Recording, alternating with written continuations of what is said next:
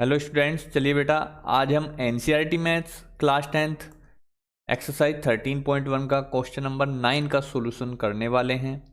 तो दोस्तों, अगर आपको क्वेश्चन समझ में आ जाए तो आपको केवल वीडियो को लाइक करना है और अपने दोस्तों में शेयर जरूर करना है। ठीक है, इतना काम कर देना अगर आपके क्वेश्चन समझ में आ जाए तो, और ना समझ में आए तो मत करना।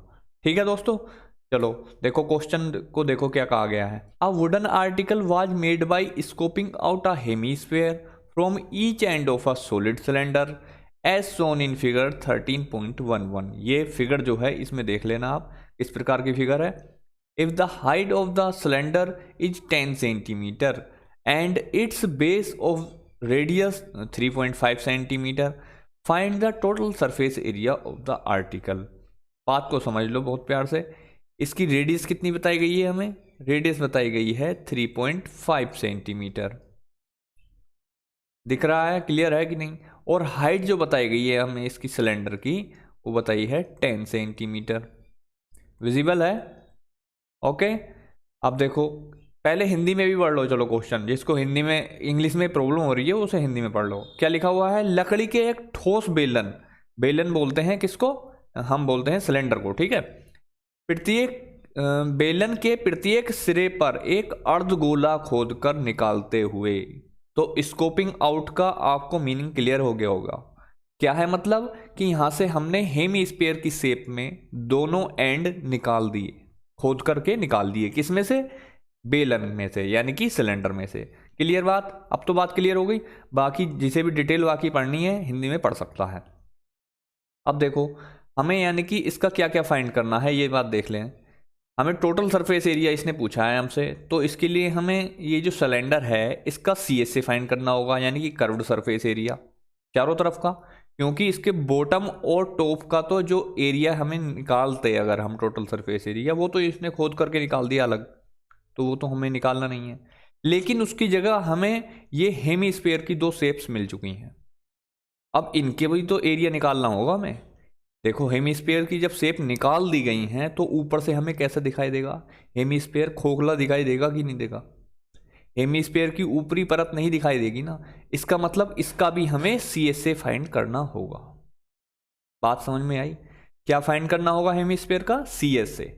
जब ये शेप को हमने बाहर निकाल दिया तो अंदर से भी तो हमें ऐसे ही चमकेगा, लेकिन ऊपर से खोखला दिखाई देगा। इसी प्रकार से बॉटम से भी ऐसा ही होगा। यानी कि दो हेमीस्फीयर हैं हमारे पास, और उनका हमें क्या फाइंड करना है? सी एस से। और एक बेलन है जिसका सी एस से फाइंड करना है। तो चलें फिर करें क्वेश्चन को। चलो देखो, यहां पर देख लेते हैं इसका सॉल्यूशन। क्या क्या गिवन है हमें, पहले उसको लिख लेते हैं। रेडियस ऑफ सिलेंडर, या फिर कह सकते हैं हेमीस्फीयर ओब्लिक हेमीस्फीयर।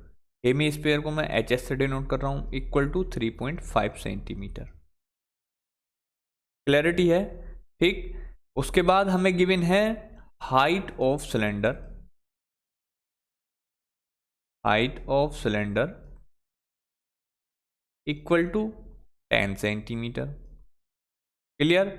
अब हमें total surface area of the article लिख लेना है।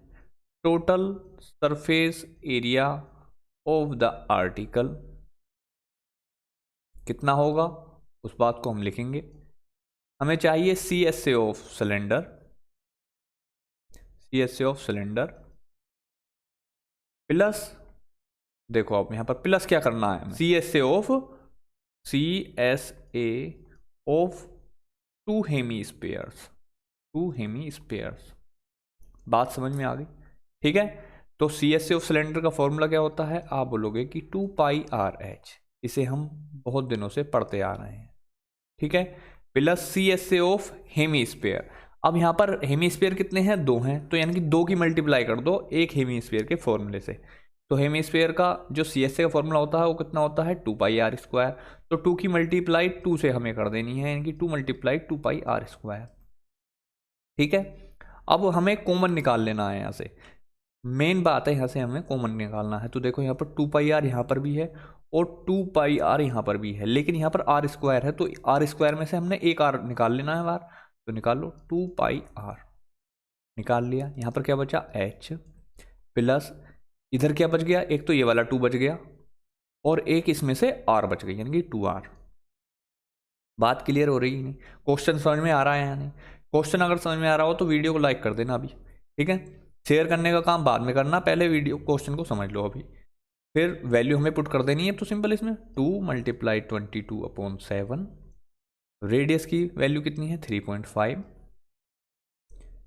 हाइट है हमारी 10 प्लस 2 × 3.5, क्योंकि रेडियस की वैल्यू 3.5 है, ठीक है? अब देखो यहाँ पर 7 से 3.5 को हम कट कर लेते हैं। 7 से जब हम कट करेंगे इसको 3.5 को, तो ये जाएगा 0.5 टाइम, ठीक है? अब 0.5 की मल्टीप्लाई जब 2 से करेंगे, यानी कि 0.5 कितना है, आधा ही तो होता है। आधे की मल्टीप्लाई अगर दुगना कर दो, आधे का दुगना कितना होता है 1, यानी कि 0.5 की 2 से मल्टीप्लाई करेंगे तो आएगा 1, ठीक है? और 1 की मल्टीप्लाई अब 22 से होनी है। अब ब्रैकेट से बाहर का मामला तो सारा सोल्व है हमारा, ब्रैकेट के अंदर का कर लेते हैं। 10 प्लस 3.5 का दुगना कितना होगा 7, ठीक है? क्योंकि 2 से मल्टीप्लाई हो रही है इसके अंदर। अब देखो क्या बना हमारा, 22 की मल्टीप्लाई 1 से 22, और फिर मल्टीप्लाई होनी है 10 + 7 यानी कि 17, ठीक है? 17 की 22 से मल्टीप्लाई कर लो बस। अब 17 2 × 34, कैरी 3, 17 2 × 34 और 3 37। ये आपका क्या आ गया, ये आ गया TSA of the article. Unit क्या थी सेंटीमीटर, तो सेंटीमीटर स्क्वायर, ठीक है स्टूडेंट्स? बात तो समझ में आ गई होगी आपके। कैसे, मेन बात यहाँ थी हमें फिगर को समझना था कि एक्चुअल में हमसे पूछ तो लिया था टोटल सरफेस एरिया, लेकिन टोटल सरफेस एरिया निकालने के लिए हमें क्या क्या निकालना होगा, ये बात क्लियर होनी थी। तो मेरे ख्याल से आपको बात क्लियर हो गई होगी कि हमें कैसे क्या कैलकुलेट करना था। देखो स्कोपिंग आउट का मीनिंग मैंने आपको हिंदी में क्वेश्चन दिखा दिया था कि क्या है, खोदना। हमने खोद दिए थे, तो यानी कि अंदर की तरफ गड्ढे बन गए थे, दो गड्ढे बन गए थे हेमीस्फीयर की शेप में। तो उनका हमें केवल CSC तो कैलकुलेट कर पाएंगे भाई। टोटल सरफेस एरिया अगर कैलकुलेट करते हम हेमीस्फीयर का, तो उसका यहाँ पर ये जो ऊपरी परत होती है इसका भी निकालते हैं, लेकिन ऊपरी परत तो है ही नहीं, हो तो अंदर की तरफ गड्ढे। बात क्लियर हो गई? तो अगर अब आपको क्वेश्चन भी समझ में आ गया होगा तो अपने दोस्तों को जरूर शेयर करना है, ठीक है? और इस एक्सरसाइज के सारे क्वेश्चन देखने के लिए आपको नीचे डिस्क्रिप्शन बॉक्स में पूरे चैप्टर की लिंक मिलेगी। चैप्टर की प्लेलिस्ट बनाई हुई है अच्छी खासी मैंने, उस प्लेलिस्ट पर क्लिक करो, सारे क्वेश्चन आपको आराम से मिलेंगे, कोई सा भी क्वेश्चन आप समझ सकते हैं, ठीक है दोस्तों? चलिए मिलते हैं नई वीडियो में नई एक्सरसाइज के साथ। Thank you.